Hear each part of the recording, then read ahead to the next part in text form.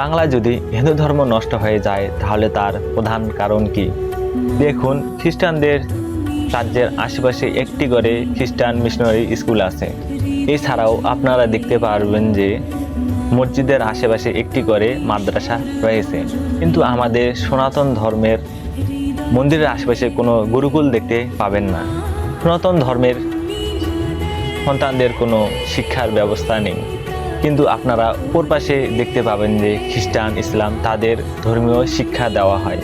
কিন্তু বাংলাদেশে 8% সনাতন ধর্ম বসবাস করলেও তাদের কোনো গুরুকুল শিক্ষার ব্যবস্থা দেখতে পাবেন না।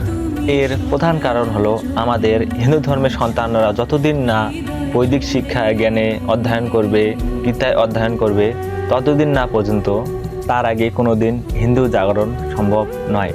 যদিও বা সেটা কিছুক্ষণের জন্য জাগে, সেটা পরে ডাউন হয়ে যাবে, কারণ সে শিক্ষা সে ছোটোবেলা থেকে পায়নি।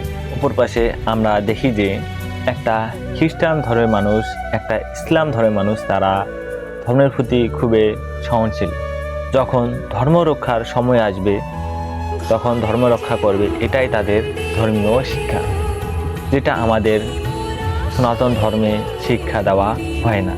আমরা মন্দিরে যাই শুধু ভগবানের মুখটা দেখতে, কালীর মুখটা দেখতে, লক্ষ্মীর মুখটা দেখতে, প্রসাদ খেতে, নাম কীর্তন শুনতে। যেটা মূল দরকার ধর্মীয় শিক্ষা, সেটা আমরা পাই না। এটাই হচ্ছে সবচেয়ে বড় কারণ, হিন্দু ধর্মের পতনের কারণ।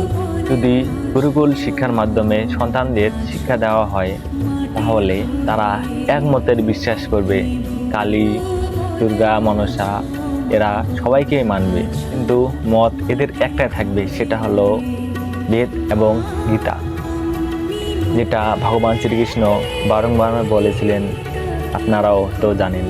হিন্দু ধর্মের সন্তানদের কেউ যদি জিজ্ঞাসা করে তোমাদের ধর্মের নাম কি, কেউ বলে হিন্দু ধর্ম, কেউ বলে সনাতন ধর্ম, কেউ বলে বৈষ্ণব ধর্ম, আবার কেউ যদি বলে তোমাদের ভগবানের নাম কি, কেউ বলে কালী, কেউ বলে দুর্গা, কেউ বলে মনসা, কেউ বলে শিব।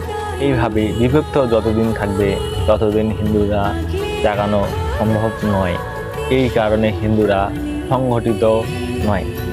এই কারণের জন্য হিন্দুরা সব ক্ষেত্রে পূজা দেখতে যাবে, মন্দিরে যাবে। তখন ধর্ম রক্ষার প্রশ্ন আসবে, তখন তারা একত্রিত হয় না। এর প্রধান কারণ হলো সে গুরুকুল শিক্ষা পায়নি।